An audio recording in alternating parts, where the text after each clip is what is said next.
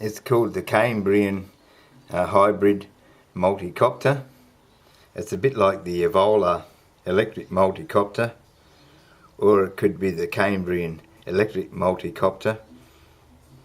But at this stage I think it's better to have a hybrid, because you can charge the generator and then operate the electric motors like a train, like a diesel electric train, and have a little battery, so for in case the motor conks out, you could have a 1 or 2 minutes hover so you can get down if you're below parachute height. A lot better than a lot of these sort of things that they've made. Look up the Wasp flying platform. Look up the Wasp, just Google Wasp flying platform or YouTube search, and you'll know what I mean. The Wasp flying platform, when you see it, you will agree, would glide like a brick. So in between sort of like parachute height and the ground, and the engine conks out, you're not going to survive. Not in the Wasp. It only has one engine in it too. It only has one engine in it, I mean. This only has one engine too, but you got glide and you got 1 or 2 minutes hover for the battery. And you got the parachute as well, of course. So you can get down, but with the Wasp you would not be able to, not below parachute height. So the gas turbine engine, it's just a little toy gas turbine engine, really cheap one. I suppose it's only made of metal instead of ceramic. Excuse me. And it powers the helicopter. It's called the Helicycle.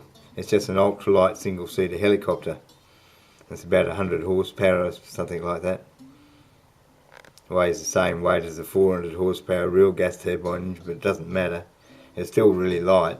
Lighter than a piston engine 100 horsepower by just a little bit.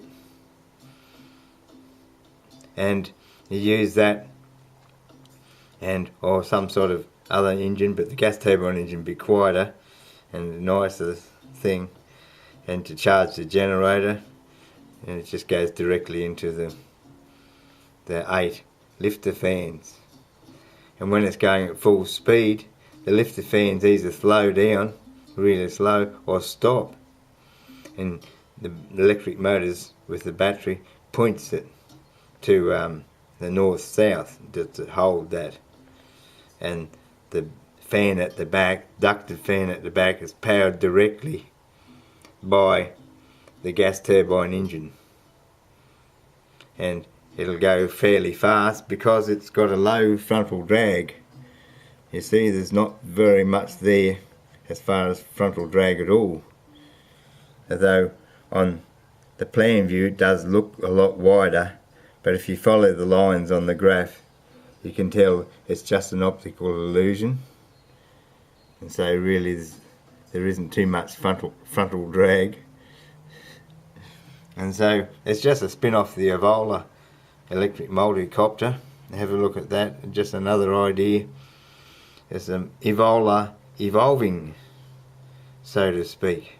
If something's successful on YouTube, I'll make it evolve, because the car wasn't created.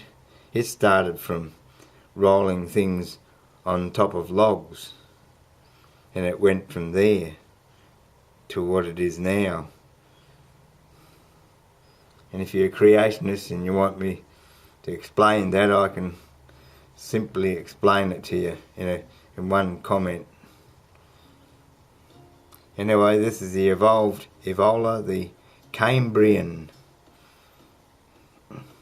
It's the Cambrian hybrid multicopter, and I want one. Also, you could charge it up, if it was the full electric one, you could charge it up with wind turbines and solar as well, solar cells. Maybe you could make a theme park.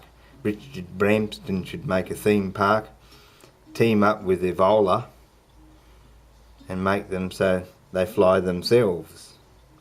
And all you have to do is get in and steer. It'd be such fun. Anti-collision software, the whole lot. Anti-theft software. So it's limited in range and height.